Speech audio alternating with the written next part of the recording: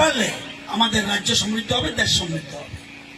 এই জন্যই যারাই খালি জায়গা আছে কাঁঠাল লাগান, কাঁঠালের প্রচন্ড ডিমান্ড, কাঁচা কাঁঠালও, আম লাগান, জাম লাগান, লিচু লাগান, কুল, এটা কি বলে, আপেল কুল লাগান, যা ইচ্ছা লাগান, সব ধরনের সাহায্য সরকারের আছে। এটাই মোদী সরকার। অন্ন, বস্ত্র, বাসস্থান, শিক্ষা, পানীয় জল, বিদ্যুৎ, এই যে ইম্পর্টেন্ট, এটা ন্যূনতম মৌলিক চাহিদা সরকার দিচ্ছে। তো আপনাদের ধন্যবাদ জানাই, সময় কম, এই যে আমার টাইমটা গেছে এটাও অসুবিধা হয়েছে, তবুও ব্রজপুরবাসীকে ধন্যবাদ জানাই। আপনারা আগামী দিনে কোনো একটা জায়গা খালি না রেখে যাতে আগামী দিনে কৃষিতে স্বয়ংভর করতে পারেন, সমৃদ্ধি করতে পারেন। আর এখন যে একটা অভিযান চলছে, অভিযানকে সাফল্যমণ্ডিত করবেন।